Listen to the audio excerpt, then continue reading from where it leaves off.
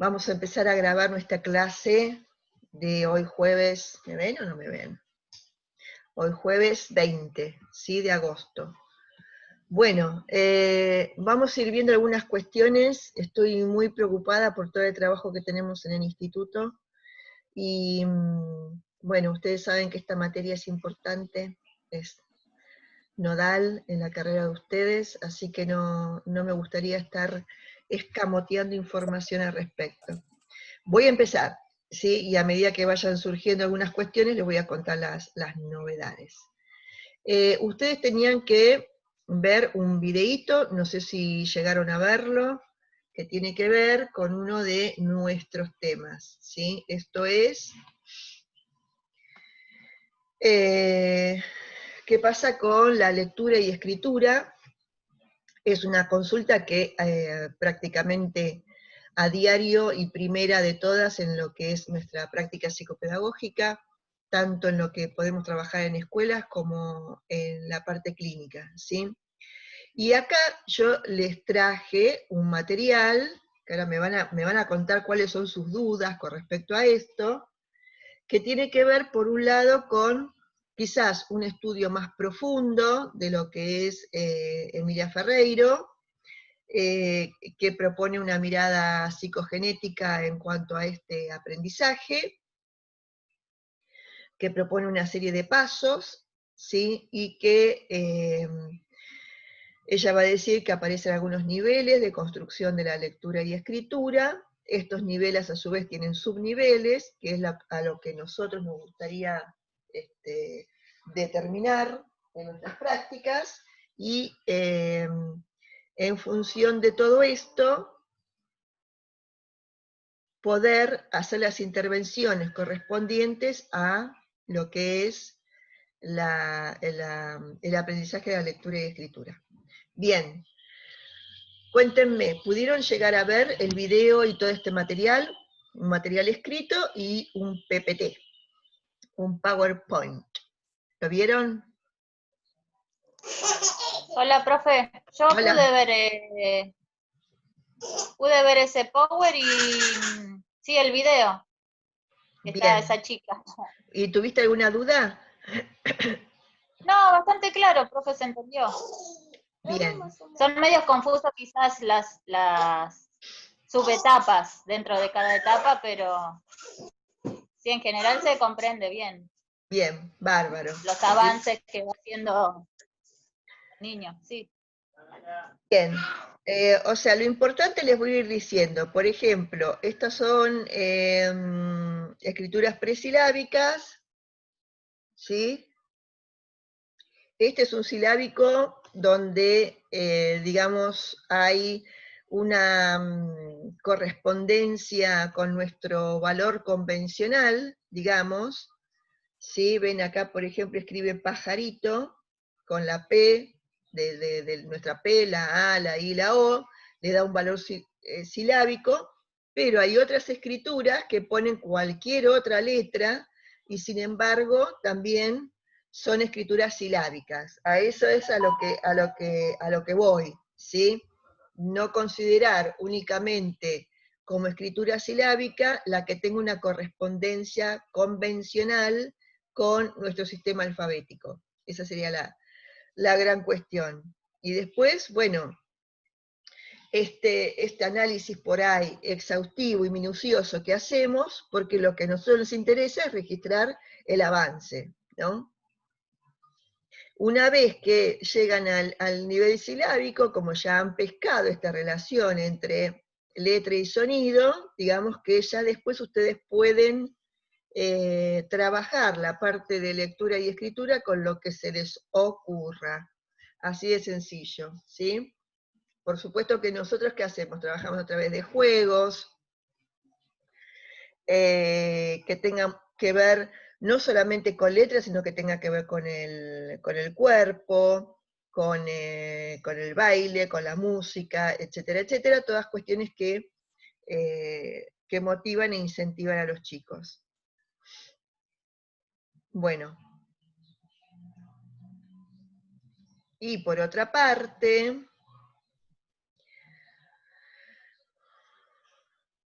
Ahí yo creo que en el video se los mostré medio como... Ay, no, esperen, porque este sí que quería...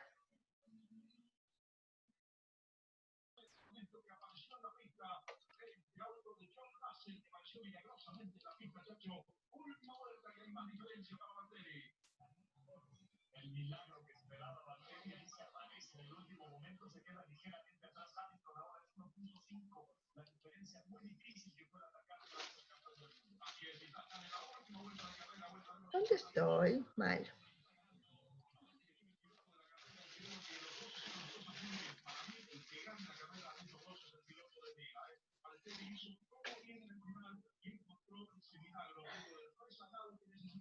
Quería mostrar un caso.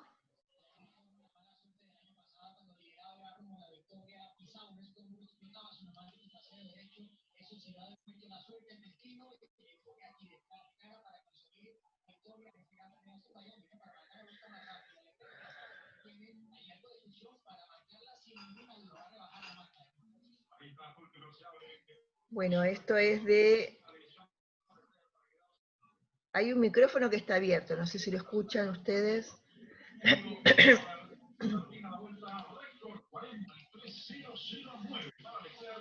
Hay un micrófono que está abierto y están mirando la tele. Gracias, ahí está, muy bien. Esta parte es de Marina Müller y de cómo ella conjuga de una manera muy interesante lo que es la teoría psicoanalítica con la teoría genética, ¿sí? Eso se los dejo para que lo lean.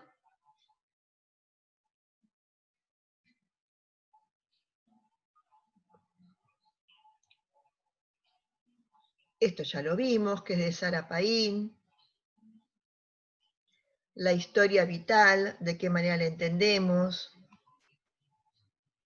¿Se acuerdan de la especificidad que Alicia Fernández dice, bueno, para hacer un diagnóstico debería estar respondiéndome básicamente a estas preguntas, ¿sí? ¿Con qué recursos cuenta para aprender? ¿Qué significa el conocimiento y el aprender para el sujeto y su familia? Etcétera, etcétera. Ya lo vimos. Según Alicia Fernández, el problema de aprendizaje puede ser una inhibición cognitiva, un síntoma o un problema de aprendizaje reactivo. Hablamos en su momento como algo muy importante sobre modalidad de aprendizaje, ¿sí?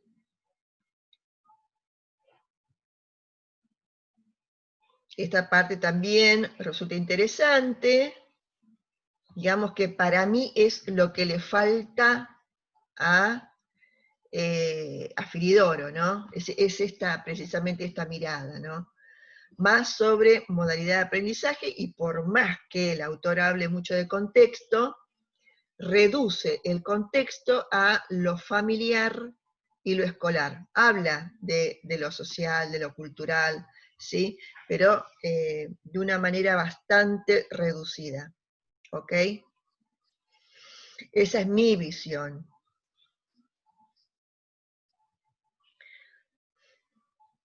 Bueno, están entrando todos ahora, muy bien. Entonces, nosotros tenemos que reconocer una modalidad de aprendizaje normal y una modalidad de aprendizaje sintomático.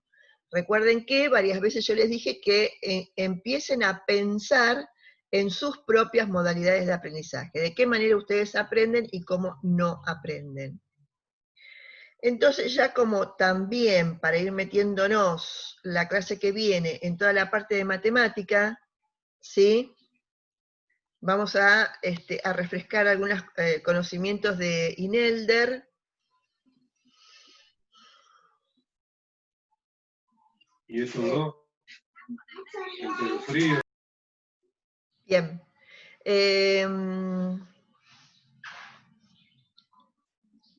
Ustedes lo que tienen que entender básicamente de Piaget, ¿sí? Es que hay un estudio estructural y un estudio funcional. Con la entrada de Inelder, ¿sí? El estudio funcional es cuando se hace más rico, porque es un estudio microgenético. El estudio estructural tiene que ver con las estructuras, lo que ustedes seguro que conocen, porque ustedes conocen cómo se maneja un chiquito, cómo se expresa un chiquito del sensoriomotor, qué pasa en el preoperatorio, en el operatorio concreto y en el operatorio formal. Cada uno de estos niveles se maneja con una estructura determinada, ¿sí? Entonces, cuando tomamos diagnóstico operatorio, a mí no me interesa tanto en qué nivel de construcción de la inteligencia está este chico, ¿sí? Porque eso lo veo en sus dibujos, en la manera de jugar, en la manera de mover su cuerpo, en su lenguaje, lo veo. No necesito tomarle ninguna pruebita ya, ¿sí? Después de haber visto a 500 pibitos. Pero sí me interesa lo funcional, porque en lo funcional aparece lo microgenético. Y ahí es cuando me dice y se expresa de una manera totalmente singular, ¿sí? La forma de acercarse a los objetos de conocimiento es muy particular. ¿Se acuerdan ustedes de lo que es el ciclo de equilibrio? Entonces, las personas estamos en un estado de equilibrio y ante una perturbación de tipo cognitiva, ante algo que este objeto de conocimiento se nos aparece como resistente, ¿sí? Nos viene el desequilibrio, ¿sí? Aparece un desequilibrio de tipo emocional. ¿Qué pasa en esta instancia? Nosotros implementamos nuestros esquemas de acción, implementamos nuestros procedimientos, y eso es lo particular, eso es lo único, lo que nos diferencia, ¿sí? Entonces, esta autora, Inelder, es eso precisamente lo que aporta, lo microgenético. ¿Y cómo estudió ella? A partir de la resolución de problemas. Por eso, muchos de los tratamientos psicopedagógicos, lo que proponemos a los chicos es una situación en donde haya que resolver algo, ¿sí? Entonces, presentamos la situación y a partir de una serie de preguntas que van a un análisis previo, a la posibilidad de anticipar, luego a la posibilidad de manipular, de pensar, de reflexionar, de establecer estrategias, de implementar estrategias creativas, estrategias que ya conocían o que son totalmente novedosas. En función de eso se va armando el tratamiento. Bien. ¿Qué pasa con, me quedé, ¿no? Acá, con Barbel. ¿Qué pasa entonces? Mientras tanto, ustedes habrán notado cuando leyeron a Piaget que todos sus experimentos, todas sus pruebas, iban dirigidos a los objetos de tipo físico, ¿sí? Entonces querían ver cómo conserva la sustancia este sujeto, cómo conserva el peso, el volumen, de qué manera clasifica los objetos, es decir, si iba a los conocimientos, por qué flotan estos objetos, por qué la luna aparece ahí y el sol se ve por acá y por allá. Siempre se refería a esto Piaget, ¿sí? Que también es muy interesante el conocer el recorrido del método clínico crítico, fíjense qué expresión maravillosa, método clínico crítico, ¿sí? Que lamentablemente en aquel momento estaba muy situado en lo que eran los objetos físicos, de conocimiento físico, pero que durante años los psicopedagogos se ocuparon de adaptar ese método a lo que son las intervenciones psicopedagógicas en tratamiento. ¿Sí? ¿Se entiende? Ustedes me paran y me preguntan, habilitan sus micrófonos y preguntan. Nosotros tenemos que tener una fuerte base ¿Me escuchan? Sí, profe. Sí, profe, se escucha. Gracias, porque me aparece como... Bien, tienen que tener una fuerte base piagetiana y otra psicoanalítica, ¿sí? Desde ya se los digo. O sea, ustedes ahora tienen que, como siempre les digo, estudiar mucho para todas las materias y todas las profesoras de cuarto año y profesores, y después, una vez que se reciben, empiezan a estudiar en serio, ¿de acuerdo? Sin tanta presión ni cosa, pero tienen que tener estas dos formaciones muy arraigadas, y después ustedes van a elegir la línea, pero estas tienen que estar. No pueden rechazar la psicogénesis o el psicoanálisis sin haberlos atravesado profundamente. Entonces, lo que hace Emilia Ferreiro, una genia total, es implementar la teoría psicogenética en objetos de conocimiento ya no físicos, sino sociales. Entonces se mete con la lectura y escritura. Y es ahí cuando nos cuenta de qué manera los chicos aprenden a leer y escribir. Este cuentito que ustedes ya lo saben, porque lo han visto en otras materias y porque también lo han visto en el material que yo les dejé. Bueno, recopada, yo soy, pero re fan de Emilia Ferreiro. ¿Por qué? ¿Por qué? Porque cuando yo era chiquita, allá lejos y hace tiempo, a mí me costó mucho leer y escribir, pero mucho. Yo estaba en segundo grado y no sabía leer y escribir, no sabía. Entonces, como ya era grande, 8 yendo para los 9, porque cumplo en septiembre, me acuerdo cómo aprendí. Y es tal cual lo que dice Emilia Ferreiro. Eso, primero. Y después porque durante muchos años trabajé en escuelas primarias, jardín, privadas y del Estado, en donde yo tenía que hacer estos diagnósticos, entonces venía con todo ese bagaje. Muy bien. Esto de los niveles ya lo hemos visto. Acá hay algunos ejemplos que yo les dejé en el videíto, no me voy a repetir.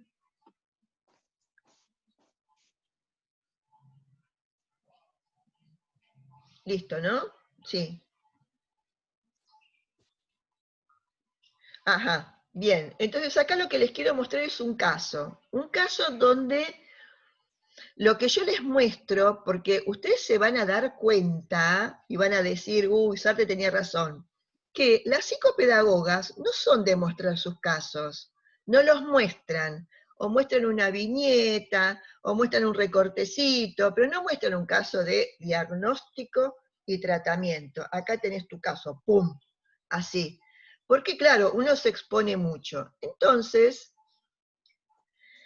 como este caso que yo les voy a presentar, lo voy a mirar desde lo que es la perspectiva psicogenética, me va a quedar mucho por fuera, ¿sí? Yo no voy a hacer acá un análisis psicoanalítico, porque yo lo que les quiero mostrar es, en un mismo nene, cómo construyó este proceso de lectura y escritura, ¿sí?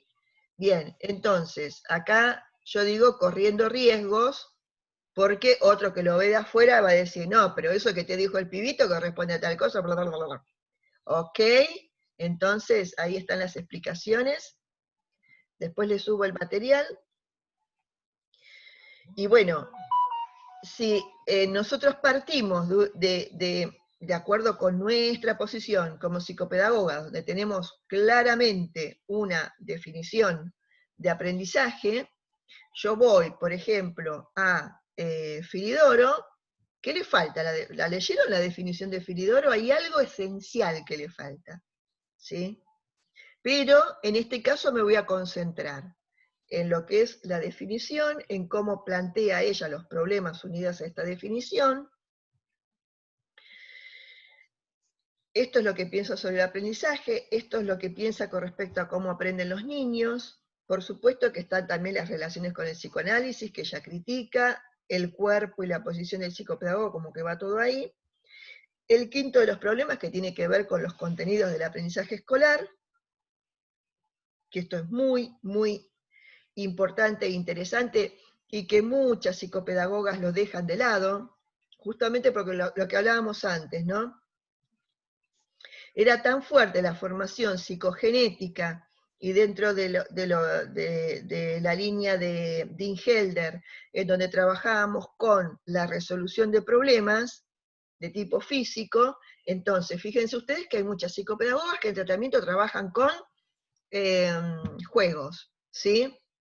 Entonces trabajamos con rompecabezas, con juegos de letras, con juegos que tengan que ver con la matemática, ¿sí? Y que a veces lo que hacen es desarrollar determinadas funciones, ¿no? No sé si han visto en neuro... ¿Qué tuvieron ustedes? ¿Neuropsicología? No. Neurociencias o bases neurofisiológicas. Muy bien, las dos. Bases la tuvieron en primero y neurociencias en tercero. Ahí va. Donde se trabajan las funciones superiores, ¿sí? Perdón, las funciones ejecutivas. Está bien, es piola eso, pero digamos que los contenidos hay que tomarlos. Qué difícil que es tomar los contenidos, porque tampoco somos maestros particulares, ¿sí? No somos esto. Entonces, lo primero que tenemos que hacer es, si este chiquito está en tercer grado y tiene problemas en la lectura y escritura, tenemos que indagar acerca de este contenido, ¿sí?, de lectura y escritura de tercer grado, es decir, que me voy a los diseños, y en función de este conocimiento van a ser mis intervenciones. No le voy a enseñar a leer y escribir, ¿sí?, pero tengo que conocer bien, bien el contenido, y después sí, pensar en estrategias lúdicas o de otro tipo, en donde yo pueda desarrollar este aprendizaje, ¿sí? Entonces, no nos quedamos ni con una cosa ni con la otra. Este es el concepto de aprendizaje de Filidoro, que ustedes ya lo vieron, ¿no? Ariana, decime con la cabeza. ¿Sí o no? Perfecto, ya lo vieron. Proceso de construcción y apropiación que se da por interacción entre los saberes previos del sujeto y ciertas particularidades. Esto es Piaget puro, ¿sí? Proceso que se da en situación de interacción social con pares, en el que el docente interviene como mediador del saber a enseñar. Vygotsky, ¿sí? Bien. Entonces, nosotros podemos pensar... Que yo no me estoy rascando. Bueno, dejale de comer un poco. Bueno, hay una compañera que no se está rascando y ese niñito tiene que entender que uno acá no viene a rascarse. Por favor. He escuchado cosas peores. Esto es nada, la nada misma. Esperen que voy a tomar agua. Estoy que no doy más.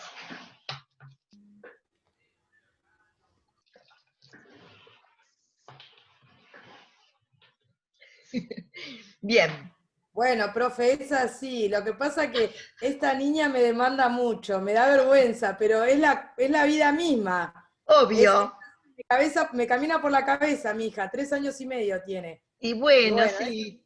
Bueno. Soy madre, es así, Argentina. ¿Quién no se enoja con un hijo a veces? Se enoja ese enojo, nada, un enojo sencillo, nada, no pasa nada, chicas. Obvio, no, y quisimos hacer una humorada porque fue lindo, fue gracioso. No, sí, pobre Delphi, también me ve todo el día con cosas, y bueno, está cansada. Y bueno, sí, están encerrados, qué sé yo, es horrible, chicas. No, para, igual, perdón, no te preocupes, todas simplemente no nos engancharon porque apagamos los micrófonos. Ay, no entendí. Claro, que cuando los retamos no nos escuchan, pero no es que no los retemos, es que no nos escuchan. Ay, me imagino lo que debe ser con nenes chiquitos. Debe ser muy difícil. Bueno, ¿se va entendiendo mi hilo mental? Acá lo que falta es el deseo. Profe, a mí, me parece que lo acabo de decir, me había quedado eso, que decía que faltaba algo, algo a la definición, que faltaba, y me quedé pensando en qué faltaba, y acá lo dijo, ¿tiene que ver con esto del deseo? Claro, sí. Y si la seguís pensando y leyendo, por ahí vas a pensar en otras cosas que faltan, ¿sí? Por eso, ¿no? Ustedes les puede servir de base una definición, pero digamos que no las tomen así a rajatablas porque en general siempre pecan de alguna fractura epistemológica las definiciones estas.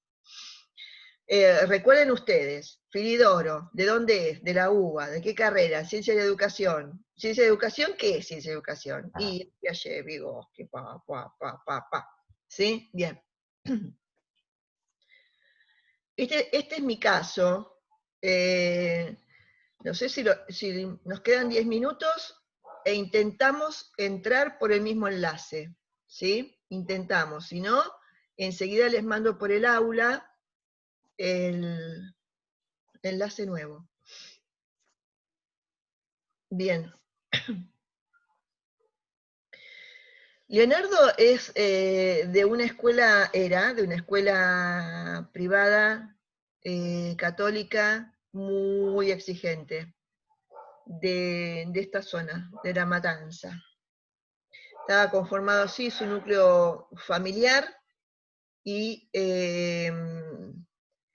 estos eran los motivos de consulta, ¿no? Digamos que todos, tanto madre, equipo de orientación, maestra, fono, todos tenían algo que decir de este chiquito. Por eso ese texto de Mehan, que creo que se los di para prácticas, en donde habla del niño que se convierte en texto, ¿no? De que tanto escribimos sobre los chicos, al final terminan siendo palabras.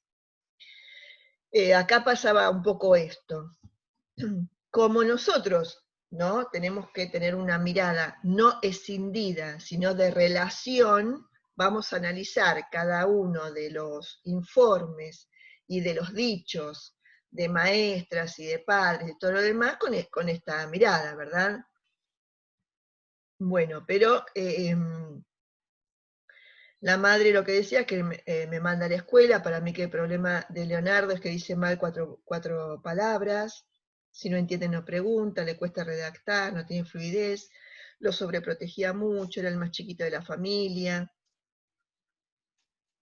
El equipo de orientación, Leonardo, no logra realizar todavía los trabajos con la creatividad e independencia correspondientes a su edad cronológica. Entonces sí, esto es un observable, porque entonces yo tengo que pensar,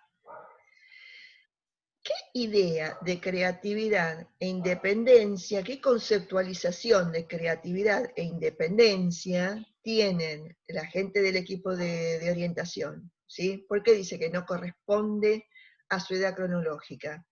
¿A tal edad cronológica le corresponde una determinada creatividad e independencia? Esas son las cuestiones que empezamos nosotros a cuestionar. Porque bueno, acá tiene que ver con las expectativas del equipo, lo que espera de este chiquito y que no se lo va a poder dar, ¿sí? Bien. Y que por supuesto, cuando nosotros hagamos las devoluciones o bien hagamos las intervenciones, que ese va a ser otro tema nuestro, ¿de qué manera vamos a intervenir? Nosotros no podemos ir como caballos a la escuela. ¡Hey, equipo de orientación! ¿Qué les pasa con esto? No, ¿sí? Filidoro sí lo hace. Es mala, está con todas las maestras, pero bueno, tiene con qué, ¿sí? Nosotros vamos a ir así humildemente e ir viendo, porque nosotros ¿qué tenemos que buscar? Por ejemplo, la familia, la escuela sobre todo como gente que venga a favor, ¿no? Como aliados para pensar conjuntamente con ellos de qué manera poder ayudar a este chiquito, ¿sí? Entonces no podemos ir con los tacones ahí de punta porque, ¿qué pasa? Si la odian a la psicopedagoga, por propiedad transitiva lo van a dejar de un lado o lo van a mirar mal a nuestro pacientito. Y es lo que menos queremos. Entonces,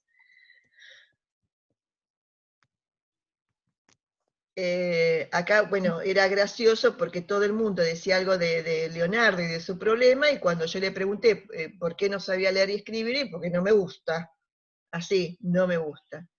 Esa es una barbaridad de técnicas que yo le tomé en ese momento, ¿sí? Que en realidad podrían llegar a ser muchas menos, pero seguro, entrevistas, algunos gráficos, la prueba pedagógica, ¿sí? Y hora de juego, ahí van de cajón. Y después empiezo con los observables, el análisis, ¿no? de estas cuestiones, que esto sí da para cierto análisis psicogenético y psicoanalítico, ¿sí? La ausencia del padre, no como la madre lo justificaba todo el tiempo, las múltiples consultas que hizo psicopedagógicas anteriormente, empezaba y abandonaba, entonces podíamos pensar en que tenía miedo de que le dijéramos algo que no lo pudiese asimilar. Bueno, era un chiquito accidentable, ¿sí? Muchos golpes, caídas y roturas de hueso, y con su problema del lenguaje. Ven, aprender mi papá le cuesta mucho, la P, no puede con la P, entonces ya nosotros, se imaginan, con ese dato ya volamos, ¿no? Para el lado psicoanalítico. Y bueno, hay muchas consideraciones con respecto a lo dinámico, a las cuestiones parentales y a lo emocional. Si yo me concentro con lo psicométrico, hay un libro de Sara Paín que se llama Psicometría Genética, en donde analiza las pruebas, ¿sí? Lo conocen, el Bender, el WISC, todo desde el punto de vista psicogenético. Me interesa mucho ese material. Y acá dice, A, análisis genético de las pruebas psicométricas, B, la cognición en los test proyectivos. Pero bueno, acá todo el tiempo estamos dando estas explicaciones. Nosotros, por una cuestión didáctica, hacemos estas separaciones, pero el individuo es uno solo y se manifiesta desde la significación simbólica y desde la lógica emocional, ¿sí? Bien. Y acá hago un análisis psicogenético de lo que son estas pruebitas.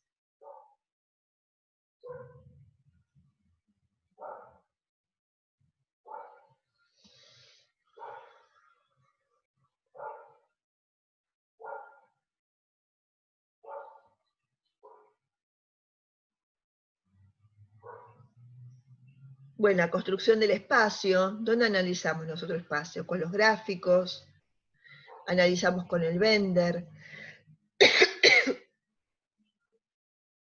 dibujo libre, la construcción del tiempo. Esto yo creo que se los expliqué en el videito, ¿no? Hay un cuestionario de tiempo que yo no sé si lo uso más para matarme de risa por las cosas que me dicen o para analizar el nivel de construcción del tiempo, pero en este caso hay unas preguntas como por ejemplo, ¿qué día es hoy? Día de luna, decía él. ¿Qué día fue ayer? Hermoso. ¿Qué día será mañana? Día. Bueno, y en función de esto hay un libro de Piaget que se llama La construcción del tiempo en el niño, que también hizo toda una serie de análisis con respecto a esto, en donde nos habla, digamos, de este segundo momento, ¿no? Y que corresponde más al periodo preoperatorio, a un tiempo primitivo, egocéntrico, con apreciaciones parciales y deformadoras de la realidad, cuya estructuración fragmentaria da un matiz particular a las relaciones espaciotemporales. ¿Cómo interfiere esto en el logro de la simbolización? Era mi pregunta, ¿cómo interfiere esto en la producción lectora y escrita? Porque antes, digamos que para aprender matemáticas, ¿sí? Era necesario tener noción de número. No, es. ¿Sí? Entonces tomábamos las pruebitas de clasificación y de seriación, y en función de ellas veíamos si tenía noción de número, o si estaba a punto de tenerla, y avanzábamos con la numeración y las operaciones matemáticas. Y en cuanto a lectoescritura, se creía que, no, es así en parte, que la lectoescritura está muy vinculada con lo que es espacio temporal, ¿sí? Con las estructuras infralógicas, ¿sí? Las estructuras lógico-matemáticas con la matemática, y las estructuras infralógicas, que en este caso serían tiempo, espacio y causalidad, estaban vinculadas con la lectoescritura. Pero bueno, después viene Emilia Ferreiro y a todo esto le agrega la significación, que era lo que siempre uno estaba esperando que pasara. Bueno, nos queda menos de un minuto.